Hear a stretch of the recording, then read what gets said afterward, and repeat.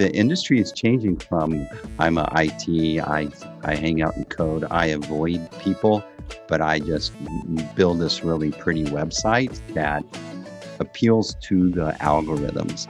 But what this conversation is revealing is that how important it is and how easy it is to start to reveal your humanity and how you connect with the humans on the other end that you can't interact with in the physical world.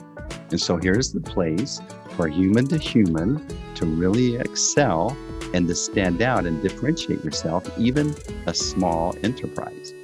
We want the person who's been working in this industry to come up with new ideas. And the way to do is to just unshackle yourself from like this thing that you think you can't do anything on the internet. Come to a no-code tool and just see the templates, make your own template from scratch, edit pre-existing templates. You know, a good way to start is like, because I keep saying like you can do something from scratch, but a really good way to start with creativity is to go to an old template that exists on our website and then see, oh, how could I improve this template? And you will think of so many ideas like that would put you in front of the whole no coding movement, because you could make something over the weekend. Like I did it myself. Like, you know, when coronavirus started, I made I just collated the data from Johns Hopkins and a couple of CDC and a couple of other sources that were reporting the data. And I just showed a simple calculator that would show you, an interactive calculator that would show you based on your age, your pre-existing conditions, etc., what is your risk of dying from coronavirus compared to other risks like, you know, pneumonia or like, you know, other viruses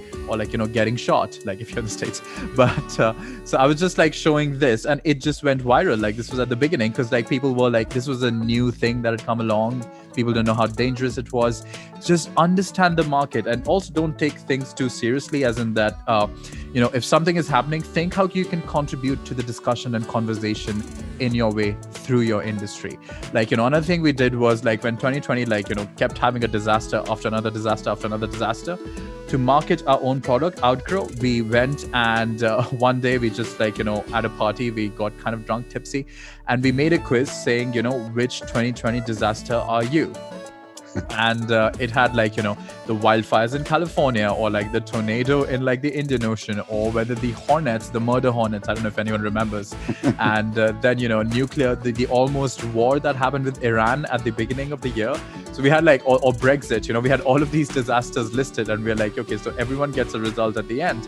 And this went viral on Product Hunt, and it really like brought our product to the forefront because, you know, it was just entertaining. We understood the market, we understood people's frustrations, and we built something that helped people enter our marketing funnel while at the same time, you know, making them feel entertained. So I think I think people shouldn't take, like, small businesses have the great opportunity to do this because they don't have to take things seriously, in the sense that an enterprise, if you wanted to do something, you'd probably have to ask your boss, and you have to ask your boss's boss and your boss's boss's boss.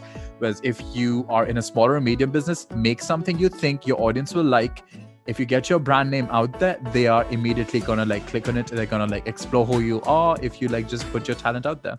Amazing, right?